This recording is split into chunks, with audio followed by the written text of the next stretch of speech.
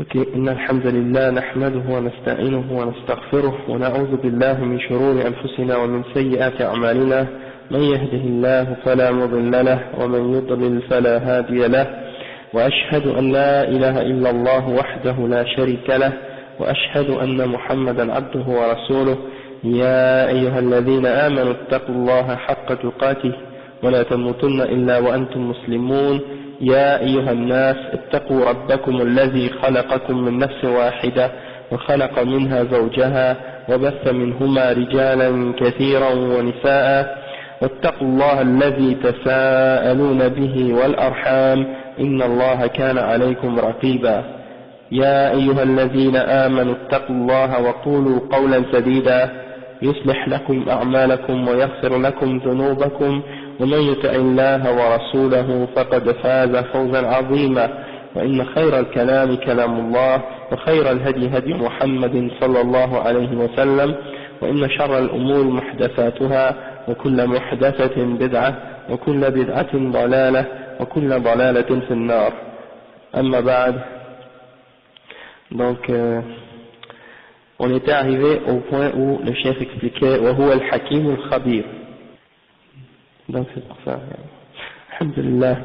Donc le chef il dit وقوله وهو الحكيم له معنيان أحدهما أنه الحاكم بين خلقه بأمره الكوني وأمره الشرعي في الدنيا والآخرة، والثاني أنه المحكم المتقن للأشياء مأخوذ من الحكمة وهي وضع الشيء في مواضعها أو وضع الأشياء في مواضعها، فهو سبحانه الحاكم بين عباده الذي له الحكمة في خلقه وأمره، لم يخلق شيئا عبثا ولم يشرع إلا ما هو عين المصلحة.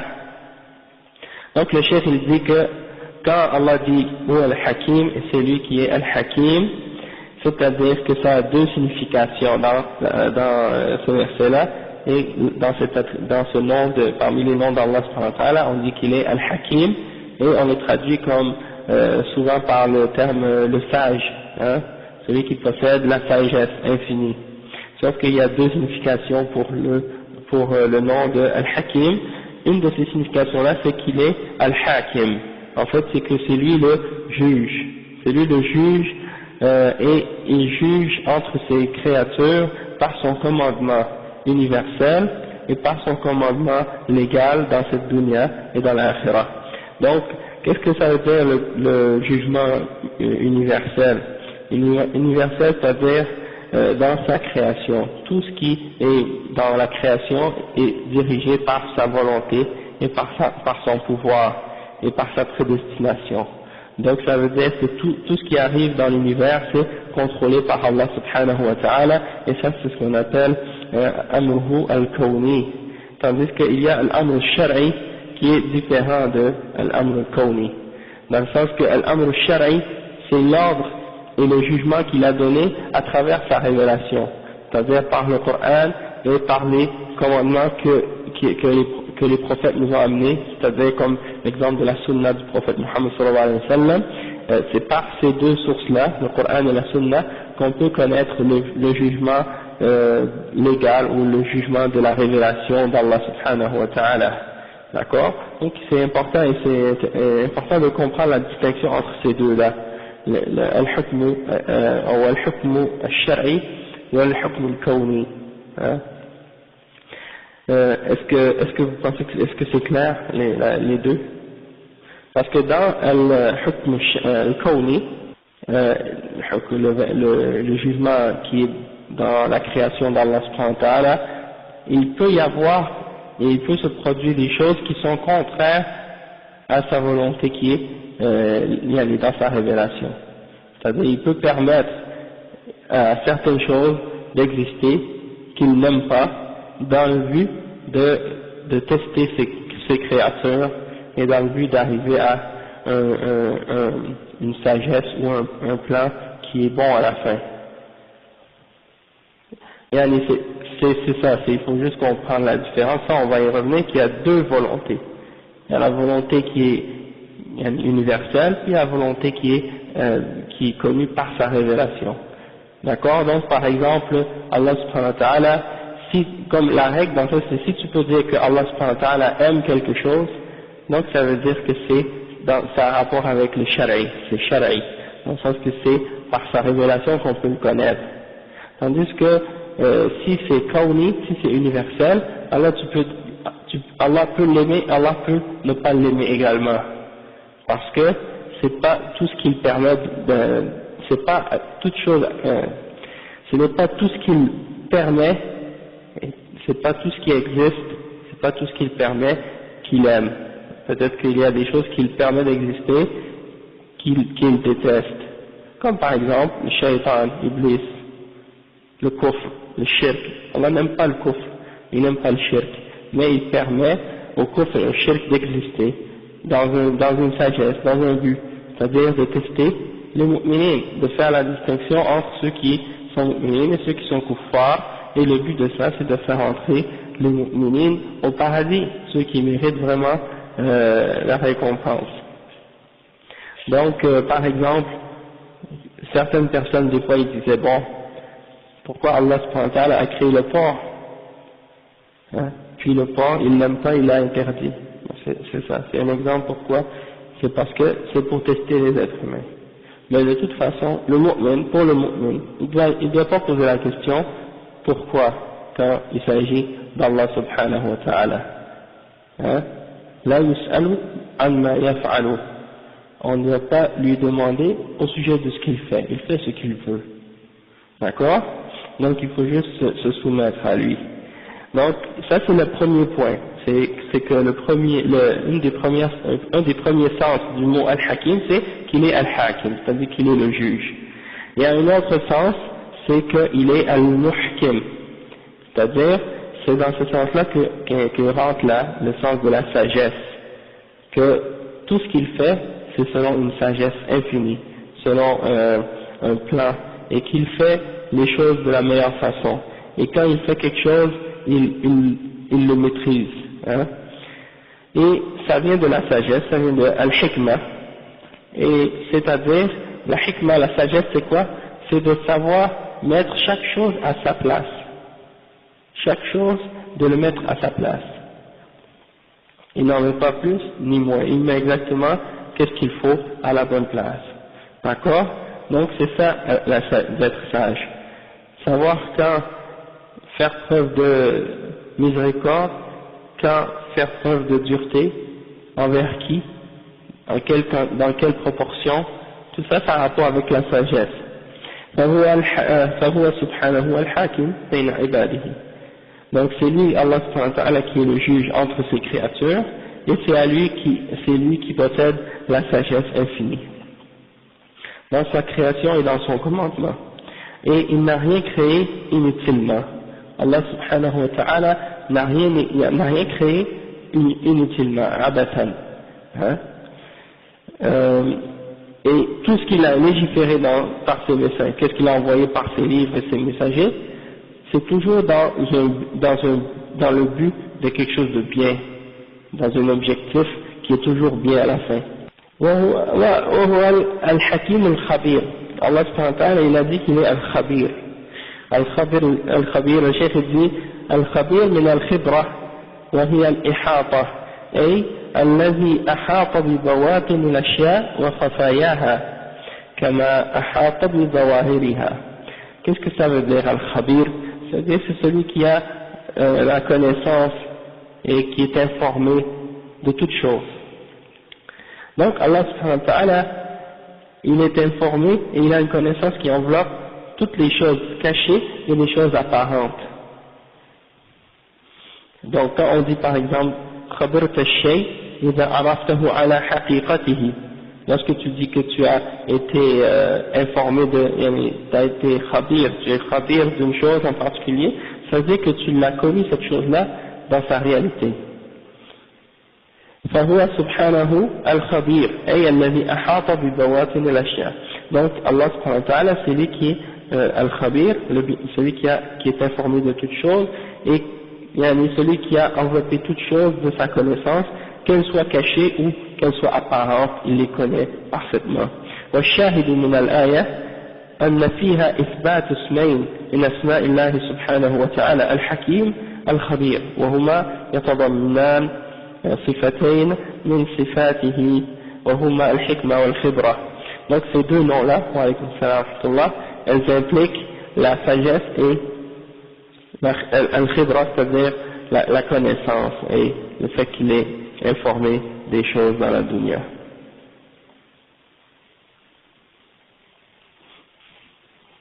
Wa alaykoum salam wa rahmatullah. D'accord? Et donc, dans le chapitre le chapitre précédent, on a expliqué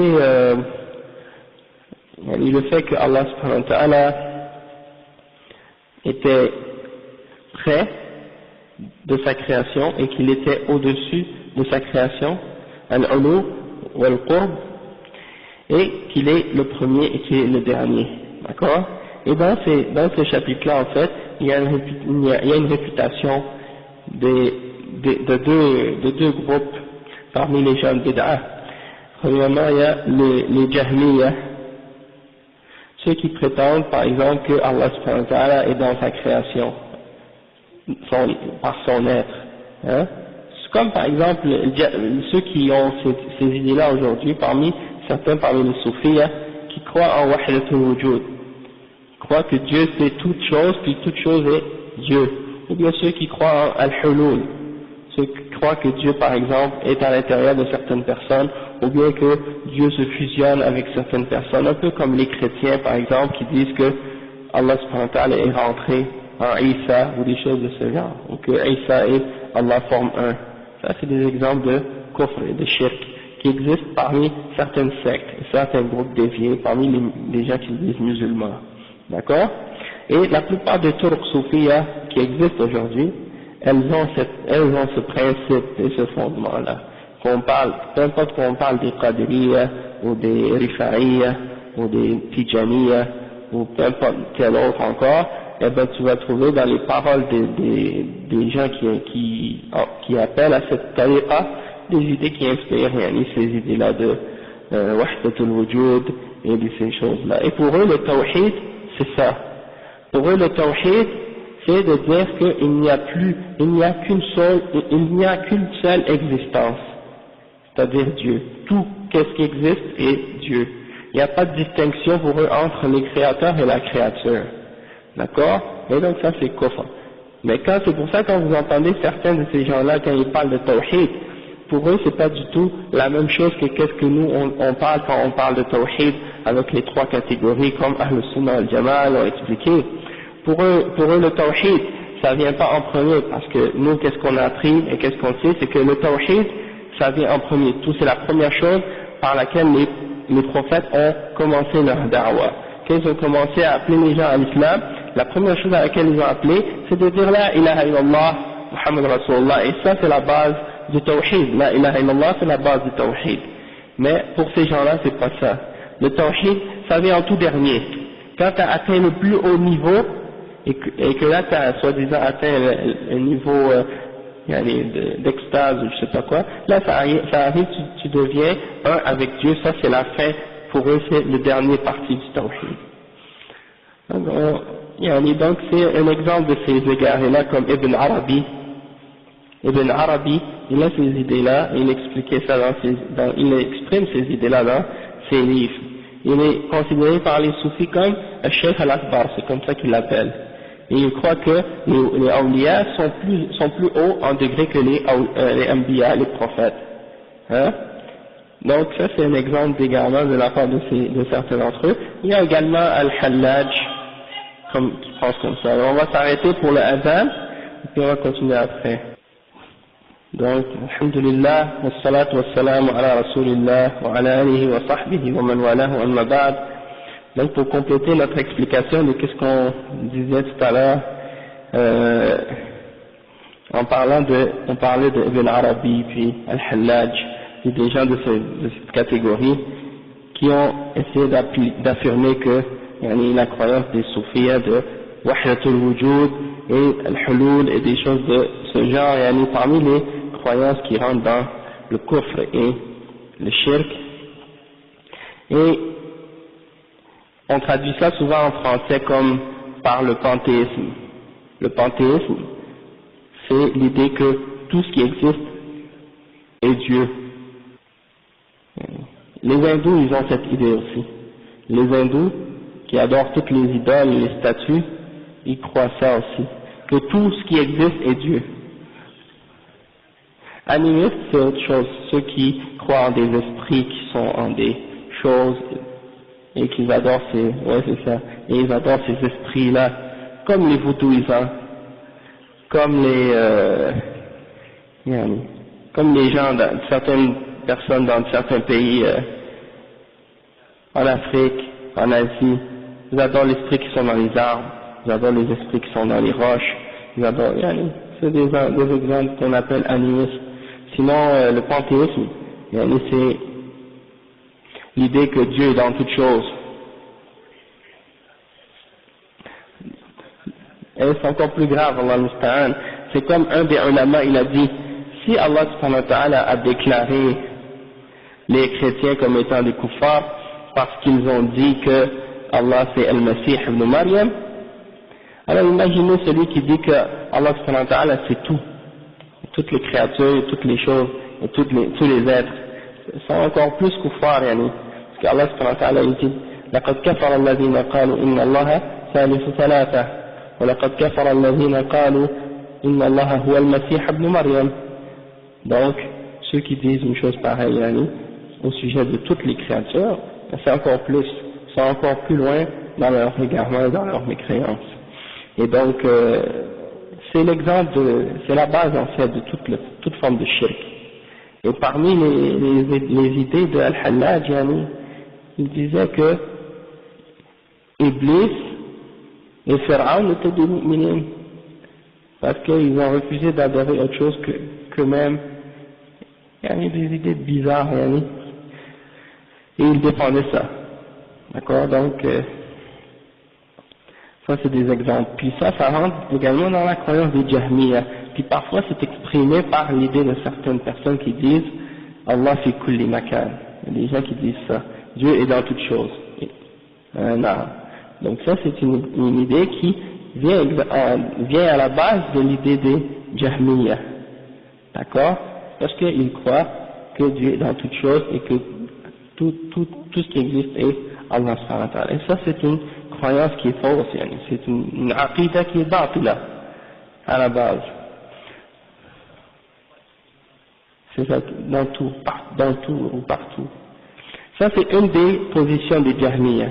Parce qu'il y a une position des Jahmiya qui disent ça, tandis qu'il y en a une autre, à une autre extrême, qui disent que Allah subhanahu wa ta'ala mawjud bila makan. Ça veut dire Dieu, ils disent qu'il n'est pas à l'intérieur du monde, il n'est pas à l'extérieur du monde, il n'est pas en haut, il n'est pas en bas, il n'est pas donc à l'intérieur de la création, il n'est pas à l'extérieur. Donc ils disent Dieu existe sans endroit ou sans espace ou sans place.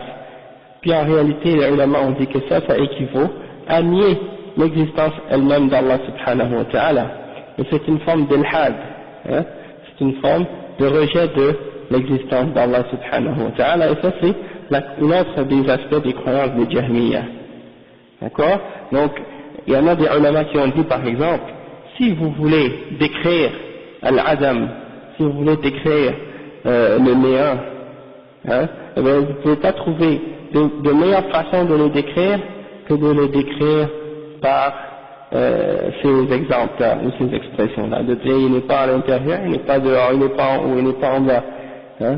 Donc tout ça c'est des façons de parler à propos d'Allah qui sont innovées, ça rentre dans les bid'ah, et ça amène au kufr à la fin, parce que ça t'amène à nier l'existence d'Allah subhanahu wa ta'ala.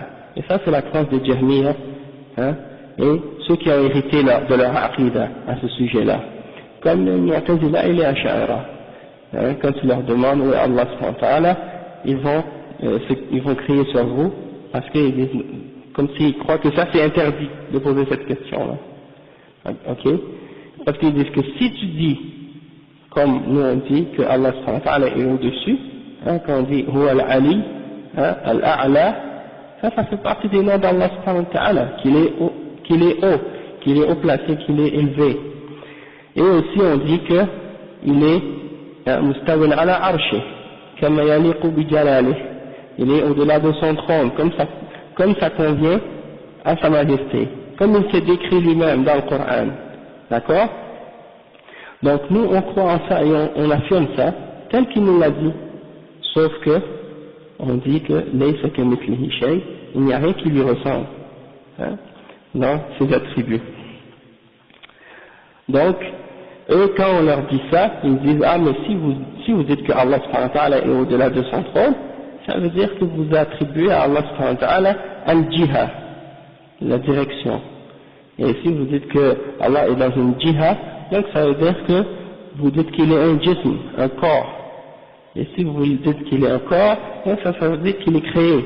Et si vous dites qu'il est créé, donc ça c'est impossible pour Allah subhanahu wa ta'ala, donc ça c'est kufr. Et donc, ils tournent en rond de cette façon, en utilisant des termes qui sont, comme on dit, al-faz mujmala, des termes qui sont ambigus, qui peuvent avoir toutes sortes de significations, qui sont peut-être vraies ou fausses, et en jouant avec ces mots-là, c'est comme ça qu'ils font dévier les musulmans de la aqidah des salaf. Parce qu'ils leur font croire que d'affirmer ces noms-là, ça implique ces choses-là. D'accord? Et comme on a expliqué depuis le début de notre dars, que nous on affirme ce que Allah s'est affirmé pour lui-même et on nie ce qu'il s'est nié à propos de lui-même. Mais ce sur quoi il n'a rien dit, eh bien on s'arrête. Et si une personne utilise ces termes ambigus, on a dit quoi faire. Dans ce cas-là, on s'arrête et on demande à la personne qu'est-ce qu'il signifie, qu'est-ce qu'il veut dire par là. Comme al-jihad, Allah subhanahu wa ta'ala il dit qu'il est au-dessus de toute chose. Wa huwa al-qahiru fawqa ibadihi. Il s'est attribué al-fawqiyya. Il s'est attribué le fait qu'il est au-dessus de sa création. Donc nous on dit tel qu'il l'a dit lui-même. Et une fois il y avait un hakim, un des dirigeants, j'ai oublié c'est dans quelle période, mais c'est à l'époque de Ibn Furak, un des mutakallimin, et quand il est venu voir le hakim, il lui a dit, à propos en parlant d'un autre parmi les ulama, il dit, lui il affirme que Allah subhanahu wa ta'ala a al-fawqiyya. Et le hakim lui a répondu, parce qu'il faisait partie de Ahl Sunnah, c'était un dirigeant qui était sur la voie des salafs. Là il lui a dit, c'est pas lui qui l'a affirmé, c'est Allah subhanahu wa ta'ala qui se l'est affirmé lui-même. Et donc il est resté bouche bée, il ne pouvait plus répondre. Tu vois? Donc c'est un exemple. Donc quand Ibn Taymiyyah a mentionné ces ayats, en réalité c'est pour répondre à ces shubuhat là, de ceux qui prétendent que Allah subhanahu wa ta'ala il est partout, et ceux qui disent qu'il est nulle part. Et un des exemples que l'imam Ahmad, lorsqu'il a argumenté avec certains parmi ces gens-là, les exemples qu'il a utilisés pour les réfuter, il a dit, écoutez, il y a trois possibilités. Soit que vous dites que Allah subhanahu wa ta'ala a créé le monde à l'intérieur de lui-même. Et ça c'est kufr. Vous ne pouvez pas dire ça. Parce que ça impliquerait qu'à l'intérieur d'Allah il y a toutes les impuretés et les choses, et les kuffars et les shayatines et toutes ces choses-là. Ouais. Soit que vous dites que Allah a créé la création ou le monde à l'extérieur de lui-même. Et ça c'est la possibilité. Et c'est ça la bonne en fait.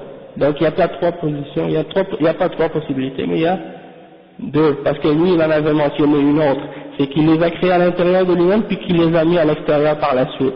Et ça revient à mentionner la première aussi. Donc on peut remettre ces deux-là en une seule, puis dire que vous êtes devant ces deux positions-là. Si vous dites la première, vous êtes des kuffars. Si vous dites la deuxième, eh bien là vous êtes dans la vérité, parce que c'est ça ce qu'on dit nous aussi, que Allah subhanahu wa ta'ala il est au-dessus de sa création et qu'il est séparé de sa création. Et ça n'implique pas du tout que, ça implique pas du tout les imperfections que vous prétendez. Et quand on affirme les attributs d'Allah subhanahu wa ta'ala, il faut savoir que la ressemblance qui peut exister entre ces attributs-là, entre l'attribut d'Allah et l'attribut des créatures, existe seulement lorsque l'attribut est à la forme absolue, ou sous sa forme absolue. Parce que lorsqu'on affirme cet attribut-là à Allah subhanahu wa ta'ala, ou lorsqu'on l'affirme cet attribut à la créature, elle devient spécifique. Dans le sens que, si par exemple je dis le savoir, eh bien, quand je dis le mot savoir, c'est sous la forme absolue, c'est-à-dire je ne l'attribue pas à personne. Savoir. Le savoir en lui-même, il n'existe pas tout seul, il ne flotte pas dans le vide. Hein? Il faut qu'il soit attribué à quelque chose ou à quelqu'un pour qu'il existe réellement. Par contre, dans notre imagination, il peut exister c'est-à-dire tu dis un savoir quelconque qui n'est pas défini, tu comprends? Sauf que lorsque tu dis le savoir de l'être humain, là ça devient spécifique à l'être humain. Et quand tu dis le savoir d'Allah subhanahu wa ta'ala, là ça devient le savoir spécifique à Allah subhanahu wa ta'ala. Hein? Donc, le fait que l'attribut soit le même, ça ne veut pas du tout dire que la réalité de cet attribut-là est la même.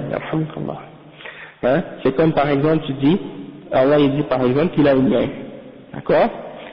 Bal yadahu mabsutatani, c'est attribué qu'il a une main. Bon, quand tu dis main, c'est un attribut absolu. Une main, ça ne se tient pas toute seule dans les airs. Hein? C'est comme Cheikh Ibn Uthaymin il disait, dans ta tête tu peux imaginer toutes sortes de choses qui n'existent pas. Tu peux imaginer une créature qui a 1000 yeux, avec 1000 mains, 1000 bouches. Hein? Mais est-ce que ça existe dans la réalité? Ça existe seulement dans ta tête. Hein? Donc ça c'est, dans le domaine des idées, on peut imaginer toutes sortes de choses. Mais quand tu arrives à la réalité, eh ben, tu dois l'appliquer ou l'affirmer à une chose en particulier pour que ça existe. Et donc quand tu dis la connaissance d'Allah, eh bien c'est une connaissance parfaite et infinie. Et quand tu dis la connaissance de l'être humain, c'est une connaissance qui est limitée, hein, qui a un début, qui a une fin, qui est précédée d'ignorance, tandis que la connaissance d'Allah, elle n'est pas précédée d'ignorance, elle est infinie, hein, et puis Allah subhanahu wa ta'ala a une connaissance de toutes choses. Donc ça c'est un exemple, et puis on pourrait donner des exemples à ce sujet-là sur beaucoup d'autres points également. D'accord? Donc par exemple, le fait que al-istiwa ou bien al-qudra ou bien n'importe quel autre des attributs d'Allah comme al-wajh ou des autres choses, le fait que, comme par exemple al-wajh, le visage d'Allah subhanahu wa ta'ala, le visage d'Allah, eh bien c'est un visage, c'est le visage d'Allah, comme le visage de la créature, il est créé, mais le visage du créateur, c'est le visage du créateur. Il n'est pas créé comme celui de la créature. Parce qu'une fois que tu l'attribues à Allah subhanahu wa ta'ala, c'est plus du tout la même chose que lorsque tu l'attribues aux créatures. Le visage d'un animal, le visage d'un être humain, hein, tout ça, une fois que tu l'attribues à la chose, eh bien, elle change de réalité. C'est la même chose que, comme lorsque tu dis par exemple, comme je dis, une fois que tu l'attribues à une chose, elle change dans sa réalité. C'est pour ça qu'Allah subhanahu wa ta'ala il dit, laysa kamithlihi shay, wa huwa as-sami'ul basir. Il n'y a rien qui lui ressemble. Donc quand tu dis l'attribut d'une créature, c'est ça. Et là, la caractéristique de la créature, elle est créée, mais pas l'attribut d'Allah subhanahu wa ta'ala. Ouais, à la suratihi. Ou à la surat al-Rahman. Ouais. Et les ulama ont expliqué ce hadith-là, comme on l'a déjà expliqué la dernière fois, c'est-à-dire qu'il est Samir, Basir, Alim, Qadir, hein, l'être humain, il a ces attributs-là, et Allah subhanahu wa ta'ala, il a aussi ces attributs-là, mais il n'y a pas de ressemblance. Parce qu'Allah dit, laysa kamithlihi shay, wa huwa as-sami'ul basir. Après, il a parlé, Ibn Taymiyyah, des attributs qui expliquent la connaissance infinie d'Allah subhanahu wa ta'ala, la connaissance qui enveloppe toutes choses. Et on a donné plusieurs versets de ça. D'accord? Ensuite, maintenant, qu'est-ce qu'il fait, le cheikh Ibn Taymiyyah, il explique as-sam' wal-basar. Ouais, qu'on doit attribuer à Allah subhanahu wa ta'ala as-sam' wal-basar. Donc, as-sam' c'est lui. Et al-basar, c'est la vue de Allah subhanahu wa ta'ala. Donc, Allah subhanahu wa ta'ala, il dit laysa kamithlihi shay wa huwa as-sami' al-basir. Donc, dans ce verset-là, dans ces deux versets-là, ou dans ce verset-là, Allah a réuni entre al-nafi et al-isbat, la négation et l'affirmation. Il a affirmé qu'il est As-Sami' et Al-Basir, mais il a nié toute ressemblance entre lui et sa création. Avant de As-Sami' Al-Basir, j'ai sauté le passage que je devais expliquer aujourd'hui, c'est Al-Ilm, Ihatatu ilmihi bi jami'i makhluqatih, le fait que la connaissance d'Allah subhanahu wa ta'ala enveloppe toutes ses créatures, il enveloppe de sa connaissance toutes ses créatures. Donc quand on a dit tout à l'heure que Allah subhanahu wa ta'ala il est au-dessus de sa création, puis on a parlé des Jahmiya qui disaient que Allah est dans toutes choses, eh ben c'est une des façons de réaliser que Allah subhanahu wa ta'ala il est au-delà de son trône, mais il voit tout et il entend tout et il sait tout dans toutes choses, il a connaissance de toutes choses, et c'est pour ça que Ibn Taymiyyah il a affirmé en même temps que Allah subhanahu wa ta'ala il est près de ses créations. Mais comment il est près? Il est près par sa connaissance, du sens aussi qu'il entend et qu'il voit tout, hein? Et c'est pour ça. Et ça on va en reparler quand on va parler de Al-Ma'iyya, le fait que quand Allah dit qu'il est avec nous, comme on dit wa huwa ma'akum aynama kuntum, il est avec vous peu importe où que vous soyez, et on va comprendre plus tard qu'est-ce que ça signifie le détail de ça. Sauf que là le cheikh il dit ya'lamu ma yaliju fil ard wa ma yakhruju minha wa ma yanzilu min as-sama'i wa ma ya'ruju fiha wa 'indahu mafatihul ghaybi la ya'lamuha illa hu wa ya'lamu ma fil barri wal bahri wa ma tasqutu min waraqatin illa ya'lamuha ولا حبة في ظلمات الأرض ولا رطب ولا يابس إلا في كتاب مبين وقوله وما تحمل من أنثى ولا تضع إلا بعلمه وقوله لتعلموا أن الله على كل شيء قدير وأن الله قد أحاط بكل شيء علما وقوله إن الله هو الرزاق ذو القوة المتين. Tout ça c'est des ayats qui parle de l'attribut de la connaissance infinie d'Allah subhanahu wa ta'ala. Et le cheikh il a expliqué chacun de ces versets-là, et il fait le tafsir, donc il dit يعلم ما يلج في الأرض أي ما يدخل فيها من القطر والبذور والكنوز والموتى وغير ذلك. Allah subhanahu wa ta'ala sait ce qui entre dans la terre, que ce soit des graines ou des trésors ou des morts ou n'importe quoi qui rentre dans la terre, Allah subhanahu wa ta'ala il le sait. وما يخرج منها, et il connaît ce qui en sort, أي من الأرض من النبات والمعادن وغير ذلك, et c'est ce qui sort de la terre, des plantes et des métaux ou des autres choses qui peuvent être dans la terre et qu'on fait sortir. وما ينزل من السماء من المطر والملائكة وغير ذلك, ce qui descend du ciel comme la pluie ou les anges, وما يعرج فيها, et ce qui remonte comme les anges et من الملائكة وأعمال وغير ذلك, parce que Allah subhanahu wa ta'ala il fait monter nos actions et également les anges, etc. Donc tout ce qui remonte, les oiseaux qui montent dans le ciel ou toute autre chose de ce genre, il le sait. والشاهد من الآية أن فيها إثبات علم الله سبحانه وتعالى المحيط بكل شيء إلى علمه لا يعلمها إلا هو, فمن ادعى علم شيء منها فقد كفر. وقد ورد تفسير مفاتيح الغيب, il parle de مفاتيح الغيب parce que Allah subhanahu wa ta'ala dit وعنده مفاتيح الغيب لا يعلمها إلا هو, c'est Allah subhanahu wa ta'ala qui possède les clés de l'inconnu. Il y a des connaissances que l'être humain possède, mais il y a certaines connaissances qui font partie de l'invisible, seulement Allah subhanahu wa ta'ala les connaît, et Allah les appelle mafatihul ghaib, les clés de l'invisible, les clés de l'invisible. فَمَنِ ادَّعَى عِلْمُ شَيْءٍ مِنْهَا, celui qui prétend de connaître quoi que ce soit de ces clés-là, du ghaib, eh bien, il a mécru. وقد ورد تفسير الغيب في الحديث الذي رواه ابن عمر كما في الصحيحين عنه أن النبي صلى الله عليه وسلم قال مفاتح الغيب 5 لا يعلمها إلا الله, ثم قرأ هذه الآية وعنده مفاتح الغيب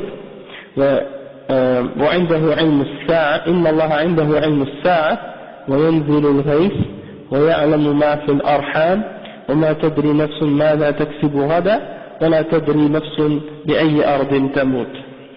Le cheikh il mentionne un hadith selon Ibn Omar qui est rapporté dans Al-Bukhari et Muslim qui explique que le prophète sallallahu alayhi wa sallam a donné la clarification au sujet de ces clés du ghaib, qu'est-ce que c'est. Et il a dit que les clés du ghaib, les clés de l'invisible sont 5. Et c'est uniquement Allah subhanahu wa ta'ala qui les connaît. Il a dit que Allah subhanahu wa ta'ala, il a la connaissance de l'heure. Personne ne connaît l'heure du jugement dernier, excepté Allah subhanahu wa ta'ala. Après, Allah subhanahu wa ta'ala, c'est lui qui fait tomber la pluie, et c'est seulement lui qui connaît exactement où et quand et comment va tomber la pluie. Maintenant il y a la météo, on pense que bon, ça y est, on sait où va tomber la pluie, mais c'est seulement des probabilités et des calculs qu'ils essaient de faire, mais c'est jamais 100% précis, yani. Et parfois ils peuvent prédire ou prévoir qu'il va pleuvoir alors qu'il ne pleut pas. Et parfois ils peuvent prévoir qu'il ne va pas pleuvoir alors qu'il pleut. Alors tout ça c'est contrôlé par Allah subhanahu wa ta'ala. Parfois il y a des tornades qui arrivent ou des ouragans et des choses de ce genre qui peuvent tomber quelque part, et ils avaient eu dans leur radar et dans leurs trucs là avec lesquels ils utilisent pour calculer, ils n'avaient eu aucune indication de ces choses-là à l'avance.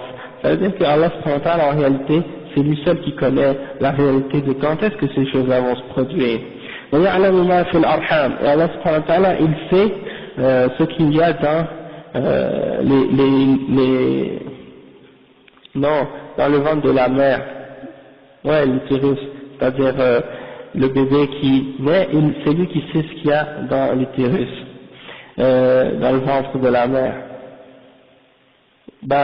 C'est plutôt l'arham, c'est les utérus, là où il y a les bébés qui.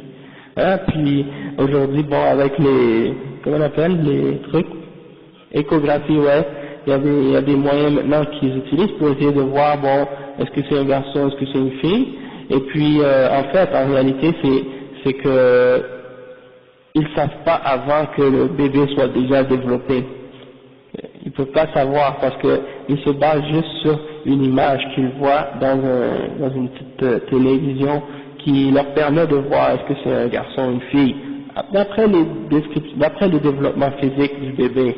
Sinon, quand le bébé est, disons, petit comme ça, là, ou comme un embryon, ils sont pas capables de savoir à l'avance.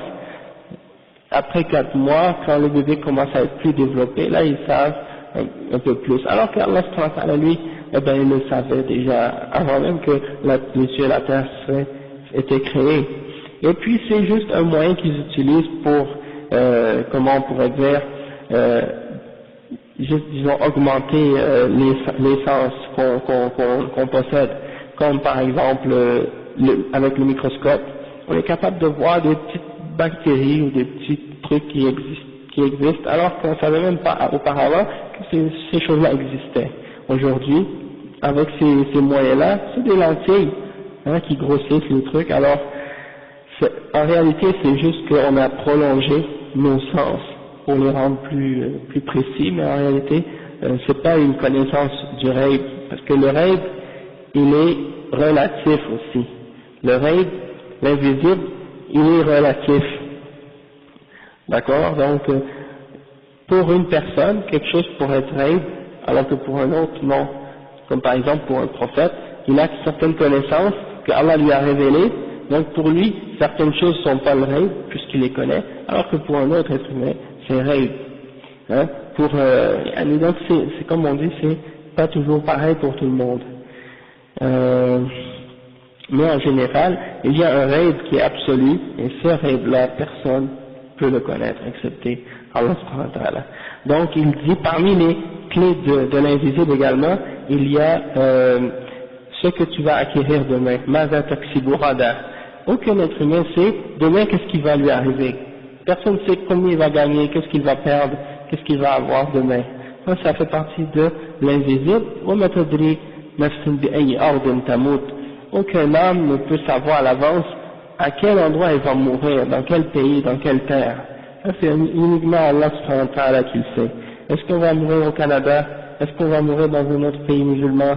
Ça c'est Allah seulement qui sait. Sauf qu'on peut essayer de faire en sorte que on meurt quelque part, par exemple, et comme le prophète sallallahu alayhi wa sallam il a dit, celui qui est capable de mourir à Médine, qu'il le fasse, parce qu'il y a une shafa'a particulière pour celui qui meurt à Al-Madina al-Munawwara, Al-Madina al-Nabawiyya. Donc, c'est une incitation du prophète sallallahu alayhi wa sallam pour dire que si vous êtes capable, essayez de le faire. Mais bien entendu, c'est Allah subhanahu wa ta'ala qui détermine et qui a tout déterminé ça. Si c'était écrit que tu vas mourir quelque part, c'est là que tu vas mourir. Et tu ne peux pas sortir de cette détermination-là. Donc tout ça, ça fait partie de la connaissance du rêve que seul Allah subhanahu wa ta'ala peut connaître. Après, il explique le reste des autres versets. وَيَعْلَمُ مَا فِي الْبَرِّ وَالْبَحْرِ. Il dit مَا فِي الْبَرِّ أي اليابس المعمور. البر en arabe c'est la terre sèche. يعني il dit والقفار من السكان والنبات والدواب وغير ذلك. Les terres désertes et les terres sèches, ou bien celles qui ont des habitants, des plantes et des bêtes. Même dans les déserts, subhanallah, on peut penser qu'il n'y a pas rien qui vit, alors qu'il y a des animaux, il y a des insectes, il y a toutes sortes de choses qui réussissent à survivre, même dans ce climat qui est désert. C'est incroyable. Non, subhanallah. Je pense pas qu'il y a des crocodiles dans le désert. Ah ouais? En tout cas, peut-être dans des oasis. Non. Non. Oui, c'est ça. Bon, alhamdulillah, on s'entend là-dessus. Donc, c'est ça. Peu importe, il y a des êtres qui vivent, et Allah subhanahu wa ta'ala, il sait qu'est-ce qui vit dans ces endroits-là. Après, il dit, wal bahr, et dans la mer. Il sait ce qui vit sur la terre, et dans la mer, et il dit, ay ya'lamu ma fihi min al-hayawanat wal-jawahir wa ghayri dhalik. Donc, Allah il sait ce qu'il y a dans la mer, comme par exemple des animaux, des poissons, toutes sortes de créatures, et dans les profondeurs de la mer, il y a des sortes de poissons et de bêtes qui existent qu'on peut même pas imaginer. Des fois, ils ont ramené quelques photos de certaines bêtes qui existent au fond de la mer, c'est incroyable. Et il y en a qui produisent leur propre lumière, au fond, dans les profondeurs de l'océan, là, où personne même peut aller à cause que la pression est tellement grande. Eh bien, il y a des bêtes qui vivent là-bas et ils ont essayé de comprendre comment ces animaux-là sont capables de supporter et de vivre dans des régions où la pression est tellement grande sans éclater ou sans crever. Et puis, Allah a créé en ces animaux-là des mécanismes ou des choses qui font en sorte qu'ils sont capables de vivre. S'ils avaient un vide à l'intérieur d'eux-mêmes, ils ne seraient pas capables de supporter la pression. Et comme j'avais lu une fois dans un des livres que j'avais étudié de biologie, il disait que leur corps à l'intérieur est gelé. Il n'y a pas de vide à l'intérieur. En tout cas, c'est parmi les miracles d'Allah subhanahu wa ta'ala comment il a créé les choses. الذي أحسن كل شيء خلقه. Toute chose qu'il a créé, il l'a fait bien. Donc c'est incroyable, subhanallah. Donc ça c'est des choses qu'il a créées dans l'océan, et il y a des joyaux également, les perles et toutes sortes de choses qui peuvent exister dans l'océan. Et puis Allah il le connaît. وَمَا تَسْقُطُ مِنْ وَرَقَةٍ من أشجار البر والبحر وغير ذلك. Même une feuille qui tombe d'un arbre, Allah subhanahu wa ta'ala il le sait, il l'a su. Subhanallah, إِلَّا يَعْلَمُهَا أي يعلمها ويعلم زمان سقوطها ومكانه. Allah subhanahu wa ta'ala il sait qu'elle va tomber, il sait quand elle va tomber, puis il sait où elle va tomber. Subhanallah. ولا حبة في ظلمات الأرض أي لا تكون حبة في الأمكنة المظلمة أو في بطن الأرض ولا رطب ولا يابس من جميع الموجودات عموم بعد خصوص إلا في كتاب مبين. Donc même des petites graines ou des petites choses qui peuvent tomber dans les ténèbres du fond de la terre, que ce soit dans des grottes ou peu importe où, Allah subhanahu wa ta'ala, il les connaît, même si c'est dans le fin fond de la terre, dans des grottes ou dans des cavernes, il le sait. Et que ce soit sèche ou que ce soit humide, Allah subhanahu wa ta'ala, il connaît toutes ces créatures-là et toutes ces choses-là qui existent, et tout ça, toutes ces choses-là, elles étaient déjà écrites dans un livre clair. Donc Allah subhanahu wa ta'ala, non seulement il les connaissait, mais il les avait mis par écrit et tout a été préservé. Après il dit inna fi kitabin mubin, et donc ça fait, il dit la yahsulu shay min zalika illa wa huwa maktubun fi al-lawh al-mahfuz. Tout ça est écrit dans al-lawh al-mahfuz, les tables préservées. ووجه الشاهد من الآية أن فيها إثبات أنه لا يعلم الغيب إلا الله وأن علمه محيط بكل شيء وفيها إثبات القدر والكتابة في اللوح المحفوظ. Donc le chef dit qu'est-ce qu'on peut tirer de preuve dans ces versets-là?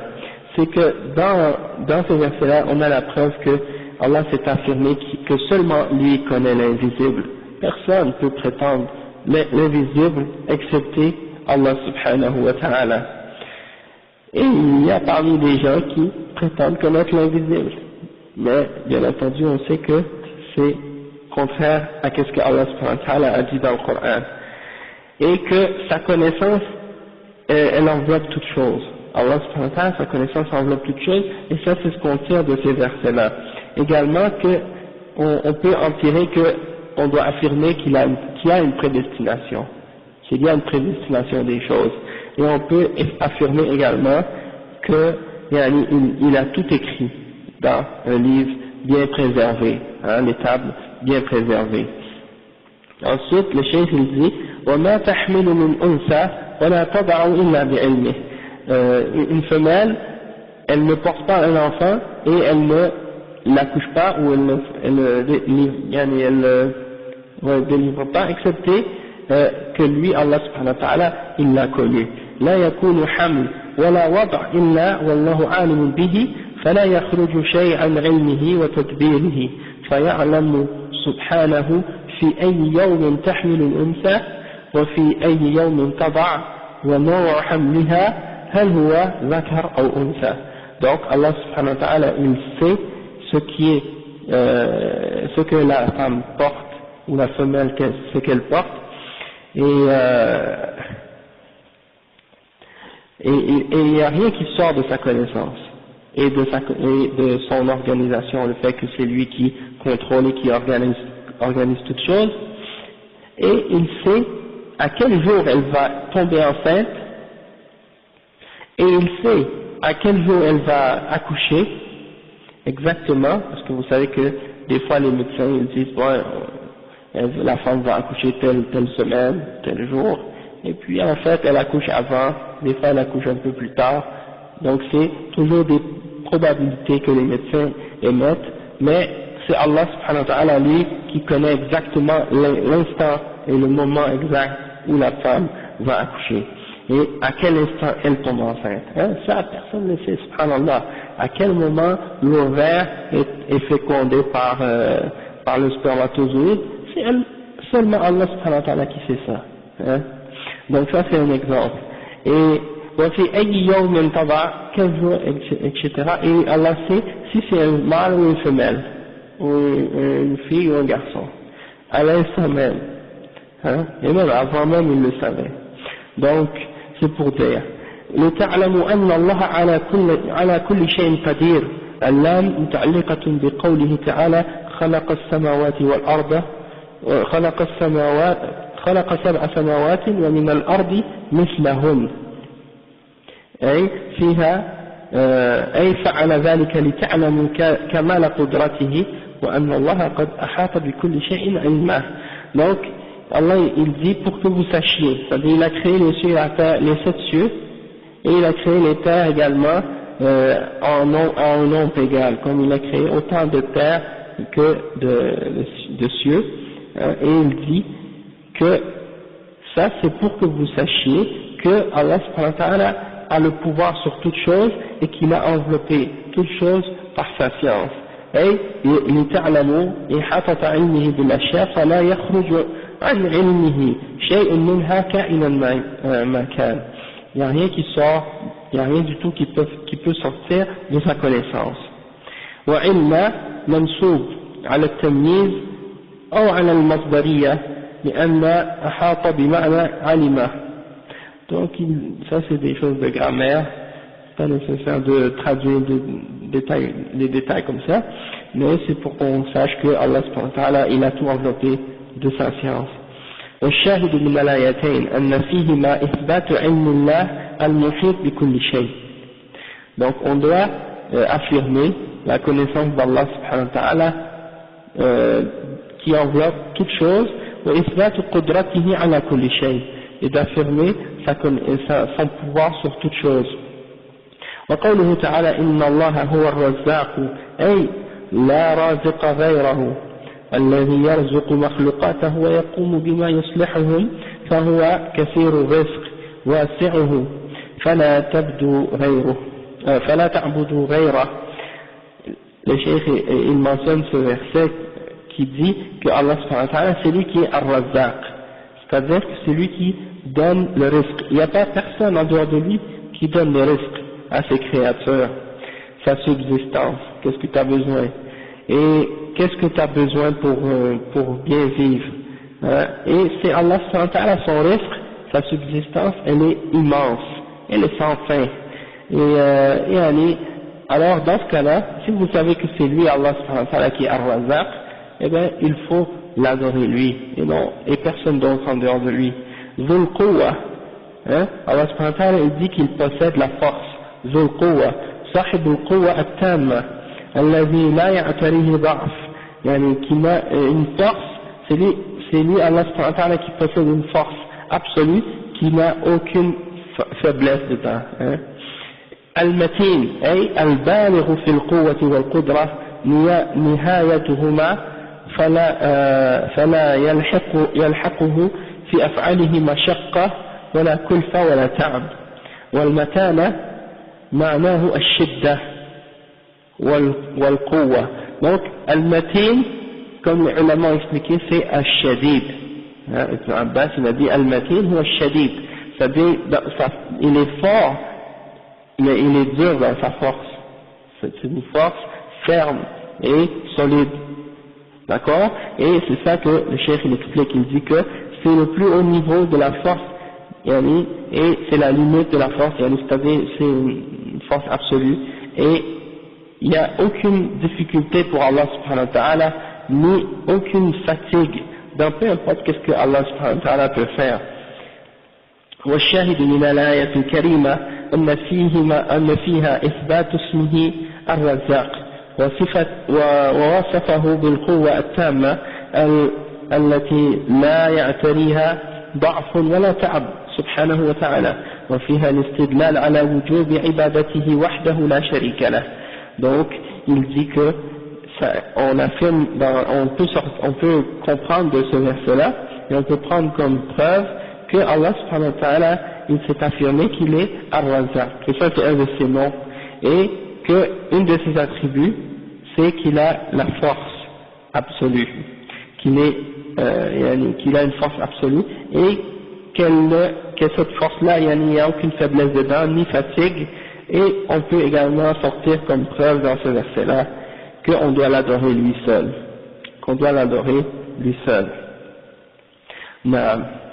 Donc il y a ça, puis après le cheikh il commence à expliquer as-sam' wal-basar, comme je disais tout à l'heure, laysa kamithlihi shay'un wa huwa as-sami' al-basir. Et ça c'est le verset qu'il a mentionné, et il a mentionné un autre verset également qui dit inna allaha ni'ma ya'izukum bih inna allaha kana sami'an basira. Ça c'est les deux seuls versets qu'il a mentionnés pour prouver ce nom-là, hein, parmi les noms d'Allah subhanahu wa ta'ala, qu'il a comme attribut as-sam', lui, et al-basar. D'accord? Donc le cheikh il dit laysa kamithlihi shay', awwal al-aya qawluhu ta'ala فاطر السماوات والأرض جعل لكم من أنفسكم أزواجا ومن الأنعام أزواجا يذرأكم فيه après il dit ليس كمثله شيء وهو السميع البصير. قال الإمام ابن كثير في تفسيره أي ليس كخالق الأزواج كلها شيء لأن الفرد الصمد الذي لا نظير له لأنه الفرد الصمد الذي لا نظير له. Donc Ibn Kathir il a dit que il y a personne comme parce que ce verset là ليس كمثله شيء, il n'y a rien qui lui ressemble, il n'y a rien qui est pareil à lui, وهو السميع البصير, et c'est lui qui voit et qui entend. Eh ben elle est précédée d'autre chose. Dans ce verset-là, il y a quelque chose qui vient avant, et le verset c'est Fatir as-samawati wal-ard, c'est-à-dire le créateur des cieux et de la terre. Ja'ala lakum min anfusikum azwaja, il a créé à partir de vous et pour vous des épouses, et parmi les animaux également, il a fait des couples également. Et il vous fait multiplier à partir de cela, il vous a multiplié à partir de cela, et il n'y a rien qui lui ressemble. Donc Ibn Kathir il explique, il dit, il n'y a personne qui peut créer comme Allah a créé ces couples, parmi les hommes et parmi les animaux. Et pourquoi? Parce que toutes ces choses-là sont créées par Allah, et c'est lui seul qui peut créer, il est l'unique, et il est celui qui est absolu, c'est-à-dire que celui vers qui tous les créatures se tournent quand ils ont besoin de quelque chose, et il n'a aucun écho, aucune ressemblance. Ok, là, nazir Allah. Ça c'est l'explication de Ibn Kathir. Et après il dit, وهو السميع الذي يسمع جميع الأصوات, celui qui entend toutes les voix. Et Allah subhanahu wa ta'ala, même si tous les êtres humains sur la terre l'appellent et l'invoquent en même temps et lui demandent en même temps, il les entend toutes, chacune d'elles, et il n'est pas distrait de l'une par l'autre. Il n'est pas distrait de l'une par l'autre. Donc Allah subhanahu wa ta'ala, pour lui, ça c'est facile. Al-Basir, الذي يرى كل شيء لا يخفى عليه شيء في الأرض ولا في السماء. Allah subhanahu wa ta'ala, c'est Al-Basir, celui qui voit tout, et il voit toutes choses, et il n'y a rien qui lui échappe et qui est caché de lui, que ce soit dans les cieux ou sur la terre. قال الإمام الشوكاني في تفسيره ومن فهم هذه الآية الكريمة حق فهمها وتدبرها حق تدبرها مشى بها عند الاختلاف المختلفين أو عند اختلاف المختلفين في الصفات على جادة بيضاء واضحة يزداد بصيرة إذا تأمل معنى قوله هو السميع البصير، فإن هذا الإثبات بعد ذلك النفي للمماثل قد اشتمل على برد اليقين وشفاء الصدور وانفلاج القلوب. فاقدر يا طالب الحق قدر هذه الحجة النيرة والبرهان القوي، فإنك تحتم بها كثيرا من البدع وتهشم بها رؤوسا من الضلالة وترغم بها ألوف طوائف من المتكلمين، لا سيما إذا صممت إليه قول الله تعالى لا يحيطون به علما. Donc il mentionne les paroles de l'imam al-Shawkani, et l'imam al-Shawkani qu'est-ce qu'il dit? Il dit que si on comprend comme il faut ce verset-là et qu'on médite dessus comme il faut, on va passer à travers toutes les divisions et tous les désaccords qui sont arrivés au sujet des attributs d'Allah subhanahu wa ta'ala sur une voie claire et une voie blanche. C'est-à-dire que la question des noms et des attributs d'Allah subhanahu wa ta'ala devient claire pour la personne qui comprend comme il faut ce verset-là. Et la personne qui va vraiment bien les comprendre, il va voir que ce verset-là, il comprend la certitude qui apaise le cœur et qui te met en paix avec toi-même. Alors il dit, toi qui cherches la vérité, eh bien considère cette preuve qui est éclairée, qui est une preuve puissante, et si tu l'utilises comme il faut, tu peux réfuter beaucoup des innovations beaucoup parmi les innovations qui sont apparues, et tu peux répondre à beaucoup parmi les groupes de bid'a, parmi les mutakallimin, qui ont dévié au sujet des noms et des attributs d'Allah subhanahu wa ta'ala. Et ce qu'il veut dire, le chef, c'est que, en fait, il donne un exemple pour réfuter les Jahmiya, les Mu'tazila et les Asha'ira et les Maturidiyya, et il y a tous ceux qui ont dévié au sujet des noms et des attributs d'Allah subhanahu wa ta'ala. Parce que les Jahmiya, comme on l'avait expliqué, ils nient les noms et les attributs d'Allah subhanahu wa ta'ala. Les Mu'tazila, ils affirment les noms, mais ils disent que c'est des noms qui n'ont pas de signification. Et ils nient les attributs. Ils nient les attributs. Ils nient tous les attributs. Ils affirment uniquement les noms. Tandis que les Asha'ira, ils disent, on affirme les noms, mais on affirme uniquement 7 attributs. Les autres attributs, on les rejette, on ne les accepte pas. Donc ils affirment al-ilm, al-qudra, al-irada, al-haya, al-sam', al-basar, al-kalam. Ça c'est les 7 qu'ils affirment. La connaissance, la capacité ou la puissance, la volonté, la vie, l'ouïe, la vue et la parole. Ça c'est les 7 attributs qu'ils affirment.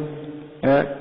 Et puis ils rejettent ou ils déforment le sens des autres attributs. Les autres attributs, ils disent, soit on ne connaît pas leur signification, on remet leur signification à Allah subhanahu wa ta'ala, et ceux-là sont les mufawwida, ceux qui font le tafwid, ou bien ils font le ta'wil, qui est en réalité le tahrif. Ils disent que ces attributs-là, il faut changer leur sens. Donc quand tu vois que quand tu vois que dans le Coran c'est écrit que Allah il parle de sa main, il ne faut pas dire que c'est une main, il faut dire que c'est sa force. Hein? Et les ulama ils les ont réfutés là-dessus. Ou bien s'il parle par exemple qu'il est au-dessus de son trône, et qu'il s'est élevé au-delà de son trône, au-dessus de son trône, dites pas qu'il s'est élevé au-dessus de son trône, mais dites qu'il a pris le pouvoir du trône, ou qu'il a conquis son trône. Ça c'est les formes de ta'wil qu'ils font. Ou bien aussi il dit, comme le prophète sallallahu alayhi wa sallam a dit que Allah descend au dernier des cieux, au dernier tiers de la nuit, dites pas que Allah descend, dites que c'est le commandement d'Allah qui descend, ou que c'est l'ange d'Allah qui descend. Donc ça c'est des formes de tahrif. Ils prennent le verset ou l'attribut, ils la mettent en dehors de son sens réel et en dehors de son contexte. Donc on voit comment ces groupes-là ont dévié par degrés, hein, les premiers jusqu'aux derniers. Et une des raisons pourquoi ils ont dévié, c'est parce qu'ils prétendent vouloir se baser sur la raison. On a expliqué déjà au début, aujourd'hui, comment ils ont dévié à ce sujet-là, et comment ils ont amené une série d'arguments pour essayer d'arriver à nier la réalité de ces attributs-là. Mais l'important de comprendre, c'est que ce verset-là, Laysa kamithlihi shay wa huwa as-sami' al-basir, réfute ces 3 ou ces 4 groupes-là, du début à la fin. Non. Non.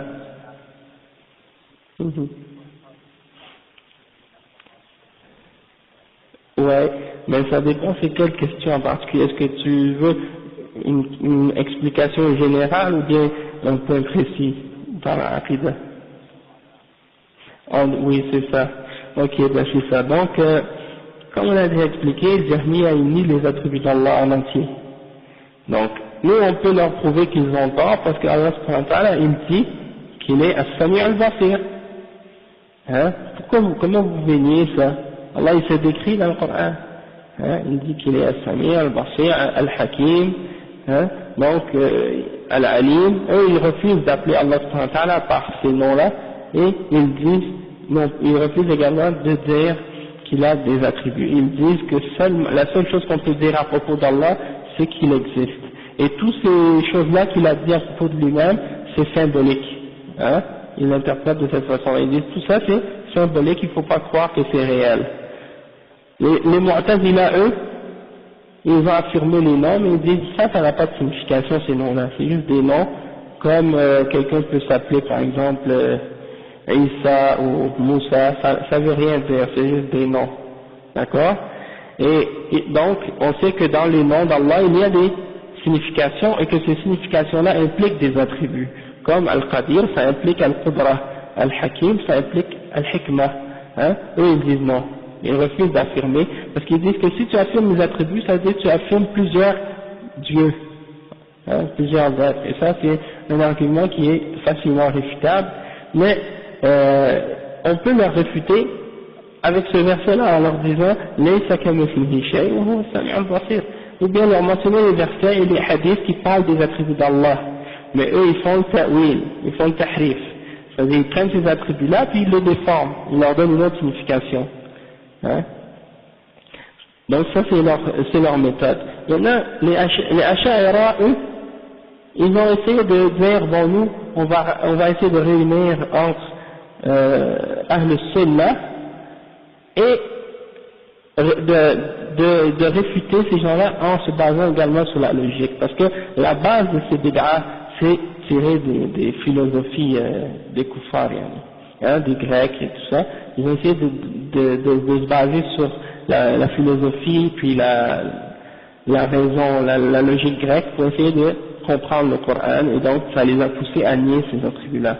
Sauf que le fait de nier ça t'amène au kufr, ça t'amène à l'égarement, parce que tu nies ce qu'Allah dit dans le Coran, hein. Donc c'est ça le danger. Et puis nous on dit aux Asha'ira, regardez, vous faites la même chose que les Jahmiya et que les Mu'tazila, même si vous prétendez vouloir défendre la Sunna.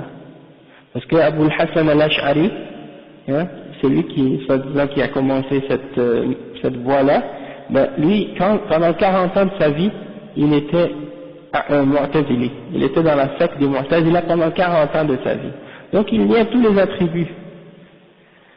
Alors, à l'âge de 40 ans, il a fait tawbah, ou bien il est monté sur le minbar dans la mosquée et il a dit, je quitte cette voie des Mu'tazila et maintenant j'affirme 7 parmi les attributs ou des choses comme ça. Il a commencé à nier, à réfuter les Mu'tazila. Sauf qu'il ne les a pas réfutés comme il faut, au tout début. Il a essayé d'utiliser les mêmes arguments soi-disant logiques. Et il a affirmé ces 7 attributs-là en se basant sur la logique, pour dire que ça c'est des attributs qui sont rationnels, qui sont basés sur la logique, c'est pour ça qu'on les affirme. Mais les autres attributs, le reste des attributs, on les déforme, ou on fait le tahrif, ou le ta'wil, comme ils disent. D'accord? Donc, nous on leur dit, mais pourquoi vous affirmez certaines et puis vous déformez les autres, hein? Allah subhanahu wa ta'ala, il dit par exemple, donc pourquoi vous pensez qu'il y a une ressemblance? Et l'erreur de ces gens-là, c'est ça ce qu'ils ont fait. En fait, ils ont peur d'affirmer les attributs d'Allah par crainte de faire le tashbih, soi-disant, c'est-à-dire de faire une ressemblance entre Allah et sa créature, alors que eux-mêmes, la raison pourquoi ils cherchent à nier la réalité des attributs d'Allah, c'est parce qu'eux-mêmes ont fait le tashbih dans leur tête, avant. Étant donné qu'ils ont fait le tashbih dans leur imagination, ça les a poussés à faire le ta'til, c'est-à-dire à faire la négation par la suite des attributs d'Allah. Comme si, quand ils ont entendu que Allah a décrit qu'il a une main, ils ont fait le tashbih dans leur tête. Ils ont dit, si Dieu dit qu'il a une main, ça veut dire que c'est une main qui ressemble à celle des créatures. Donc ils ont fait une ressemblance dans leur tête. Puis, après, le fait qu'ils ont fait ça, et ça c'est haram, déjà, le fait qu'ils ont fait ça, ils sont tombés dans une autre égarement. C'est celle d'essayer de nier les attributs, hein, et nier la révélation. Donc là, ils ont dit, il ne faut pas dire une main, parce que si tu dis une main, ça implique une ressemblance. Et donc, ils ont fait le tashbih, et après ils ont fait le ta'til. Ahl Sunnah wal Jama'a, ils sont sauvés des deux. Ils sont sauvés du tashbih, et ils sont sauvés du ta'til. On dit, laysa kamithlihi shay', il n'y a rien qui lui ressemble, donc on ne fait pas de tashbih. Ouais, qudra, al-qudra, ou bien al-ni'ma. Et Allah, les ulama, ils ont dit, comment vous dites que la main c'est al-ni'ma ou al-qudra? Parce qu'Allah subhanahu wa ta'ala, il utilise ces mains, il dit, bal yadahu mabsutatan. Il utilise au duel, c'est-à-dire qu'il a deux mains. Donc, est-ce qu'il a deux forces, deux pouvoirs, ou deux puissances? Ou bien est-ce qu'il a deux ni'mas, deux miséricordes, ou deux bontés? Allah musta'an. Donc, on va s'arrêter ici. Et on continue la semaine prochaine, Inch'Allah. Allahu Akbar, Allahu Akbar. C'est presque la même chose.